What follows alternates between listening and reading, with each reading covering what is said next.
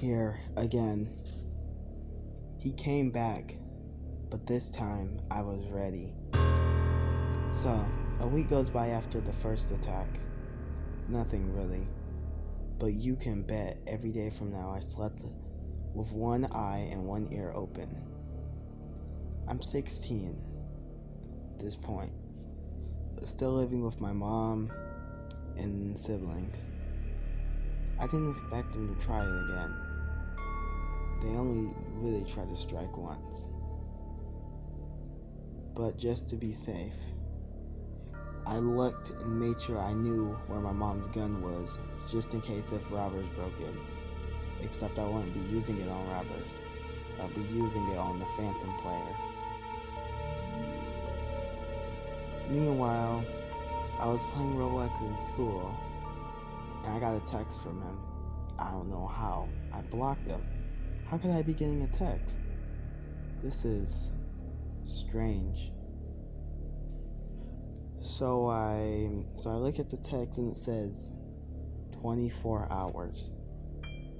I show it to my friend, but my friend claims he doesn't see anything. So I'm like, I'm the only one that can see this text.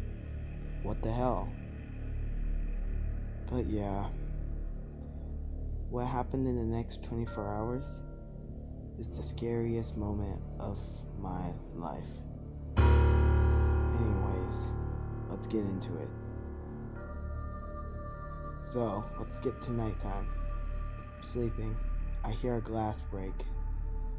I'm confused. I thought it was a robber. So I go in my parents' room. They're still asleep. I didn't want to wake them.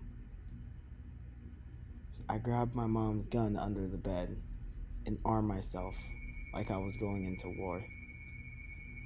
I think it was him. And I look downstairs from the upstairs rail, and I see his red eyes looking, searching for me. He goes into the basement first because he thinks I'm down there. I knew that sooner or later he was going to come up here and find me.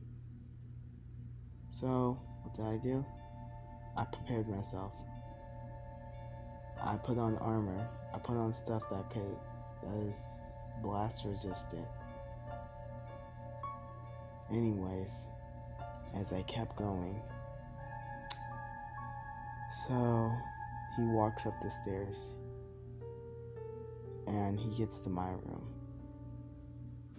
When he opens up the door, I managed to get a few shots in, but that wasn't enough. It stunned him, allowing me to run downstairs and run out of my house. I think back to this now and be like, why didn't I just run and grab another weapon? I run across the street and I look back. I look up to my room window and I can see him staring at me. He breaks the glass and hops out onto the roof. Not the high roof, but the very low roof. So he breaks out and he climbs down and starts chasing after me. I bang on my neighbor's door like my life depended on it. My neighbor answers and he's confused. Help! Help! There's the thing chasing me, I said. What do you mean? There's nothing chasing you. I look back, he's not there. At this point, I'm just scratching my head in confusion, because I know I saw him there. He was right there. How? Look, Sonny, you need to go home. It's way too late at night. What time is it? It's like 3 o'clock in the morning. Come on now. 3 o'clock? But it was just 12. Yeah. How about this? Do you want to come in for some tea? Yeah. Sure. When he turns around, there he was. Just sitting there. And my neighbor's face was about 10 times worse as mine, as my neighbor got decapitated. My neighbor's headless body fell on the floor. I just look. He slices my arm, He makes a huge cut in it with his blade. I manage, but luckily I had the other gun. Luckily I had my gun in the other arm. I unload on him. He falls on the floor. I think he was paralyzed from all the shots. So at least I know now that he wasn't invincible. He falls on the floor. And I look at him. As I go to put one final bullet in, the gun clicks. Realizing my frustration, I hear sirens ahead. Somebody must have called and reported all the gunshots and window breaking.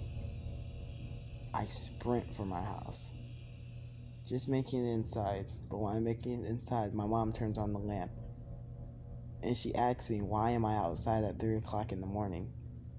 I told her that there was somebody chasing me. Somebody chasing you, Leo?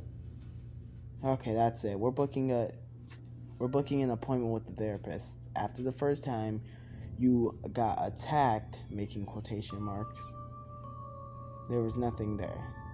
Mom, I swear to God, there was somebody chasing me. Or something.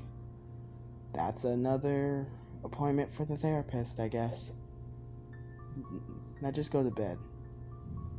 I walk up to my room. Go to bed. Wake up. It's normal.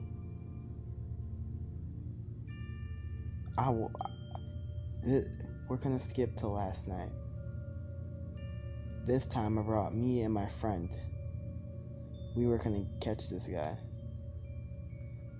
My friend's dad was a cop. So basically, my friend had all sorts of guns that he did not know how to use. This time we waited. And this time I was used to seeing his red, dark eyes. So I sleep over at my friend's house because it was Saturday. I hear a window crack again. This time I'm ready. I wake up my friend. We grab our weapons. And we see him in the hallway. And we immediately unload, waking up my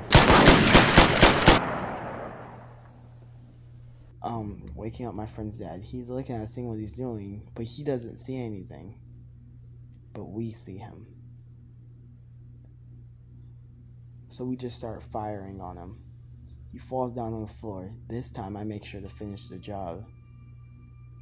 I grab the pistol, cock it back, load it, and shoot him at least 5 times in the head.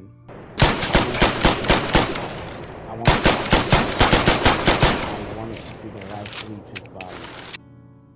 That demon thing, the Phantom player.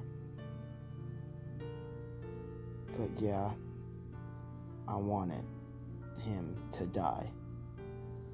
After that, my friend's dad just was angry at us because to him it looked like that we just shot at the floor and that we took his guns. By the way, my friend had a 12-gauge shotgun. So yeah, you can see how that went. I never saw the Phantom player again. I finally killed him. Feels weird. I'm 23 now, and telling this story is weird. I don't know any more of my friends. But yeah. But the moral to this saga is be careful who you associate with online. It might just be the Phantom player. Until next time, my friends.